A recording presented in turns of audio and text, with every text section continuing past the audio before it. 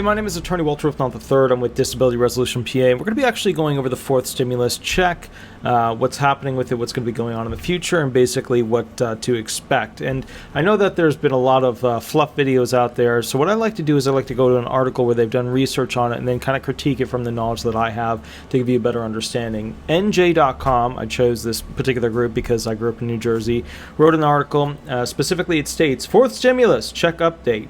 Petition calling for 2,000 monthly payments keeps growing signatures. Today at 4:30 a.m. That's when it was published. All right, let's go through this real quick. By Catherine Rodriguez. All right, more than 2.6 million people have signed a Change.org petition calling for the federal government to provide 2,000 in monthly stimulus payments.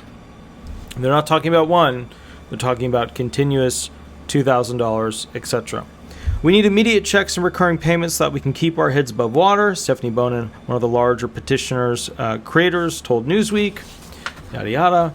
Bonin's petition is named 2,000/month to every American, hashtag money for the people, hashtag COVID-19, and is directed at Congress. It is, if the petition gets 3 million signatures, its target goal, it would become one of the top signed on change.org, according to the website.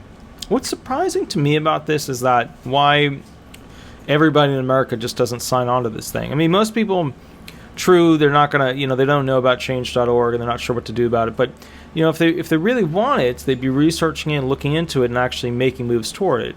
And the reality of it is they do really want it. They don't know how to direct themselves around on the internet to find that thing that they're supposed to be looking for, that the politicians maybe will pay attention to. That's one of the problems with change.org. It has no real authority. It's just the general will of the people. It's kind of like being in ancient Rome and you're in the Colosseum and they're screaming. They have no real power, but it might guide the emperor, 5 smaller change.org petitions for monthly checks have also begun to gain traction on the internet recently, according to Newsweek. However, despite the petition's growth, it is unlikely that the White House will issue a fourth stimulus check with the economy showing signs of recovery. It is showing signs, but now it's starting to slump again. And now we're seeing the Delta and the this and the that COVID strain, all that stuff. There are many what-if scenarios about whether or not the Biden administration could provide additional relief. It could, however, do so in 3 ways. Number 1, making the child tax credit raise permanent. It's an option. Raising the minimum wage. Not a great option. Renewing federal unemployment benefits beyond fall 2021. And what about the small businesses, the PP loans? What about the PPP loans? What about the EIDL loans? What about the, there's a lot of things that could be done here. I think one of the really important parts is that we have to focus a little bit less on mass infrastructure and a little bit more on basically the American public and small business, because they actually are the most important infrastructure. Now, you could say the army or the military in general is, you could make that argument, but the bottom line is the thing that pays for a lot of that stuff, yes, it's the rich. The rich do pay a lot more taxes than the poor. That's true. But the ones who set everything up, make everything work, create the environment for the employees to go ahead and work for the big companies, that's the little people. Congress also has urged the Biden administration to pass additional relief as well, although there have been just as many members of Congress voicing opposition to the stimulus because of the unspent stimulus money. Now, we did another video about how incredibly moronic it is to argue about unspent stimulus money. First and foremost, I've applied for the EIDL loan, and they've told me today that I denied taking it 4 times. That's Sweetie disagreeing with basically the SBA. I have never withdrawn my attempt to go ahead and get the EIDL loan. Why? Because I need to get an office set up because I lost my offices due to all this COVID stuff. But they told me today, well, you intentionally withdrew 4 times. And that was a real shocker for me, so I had to go through all the explanations with that. But the bottom line is, some of us are not able to access it, and the appeal system set in place is not a traditional legal appeal. It's like you email and they'll let you know. So that needs to be changed. It needs to have a proper appeal system. Sweetie, come on.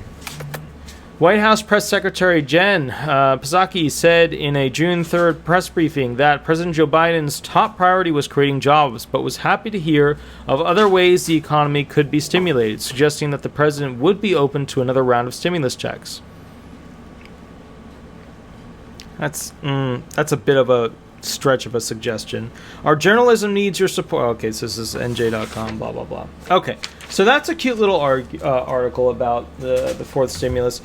I do have some issues with it. First and foremost, the biggest problem that we face is this absolute belief that when we write letters, that when we sign change.org petitions, that basically this is going to move mountains. It's not. It's not, because it does not directly affect the ability of that politician to sit in the chair that they all love so much, the chair of power, the chair of change.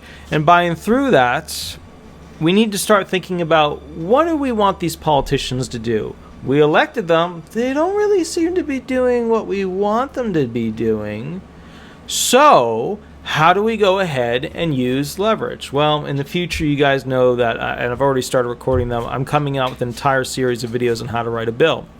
The first couple of videos I shot, I actually went and re-recorded, and I made them more specific, more detailed, easier in the step-by-step application. The reason why is I'm getting a lot of comments, a lot of hate comments, and people are like, I missed that. I didn't understand that. And I was like, all right, let me try it again. And you know what? I made them better.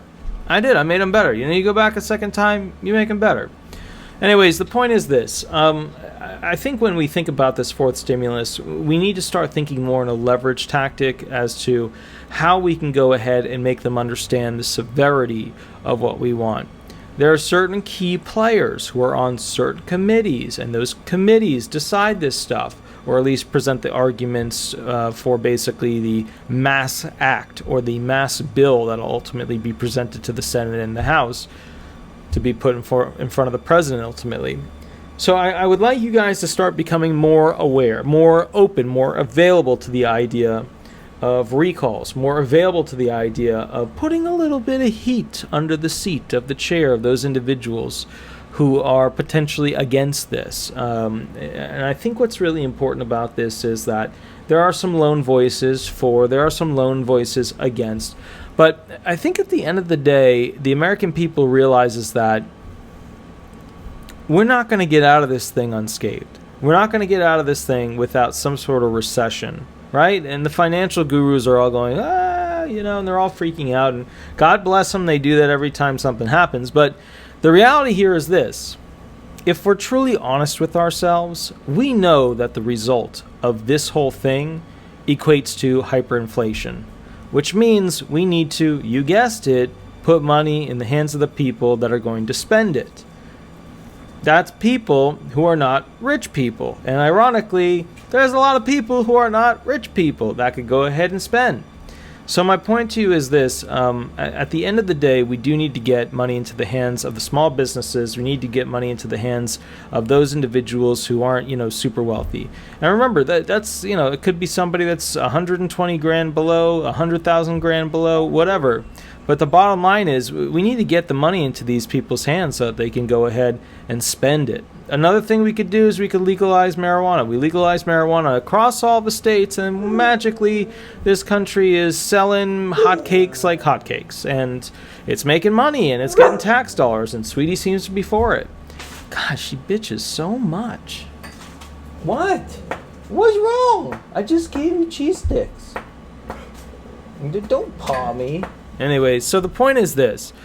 You guys gotta understand that at the end of the day, another thing we could do that would completely get this thing rolling on spending, if we look at student loans and the cash cow that is for the federal government, right?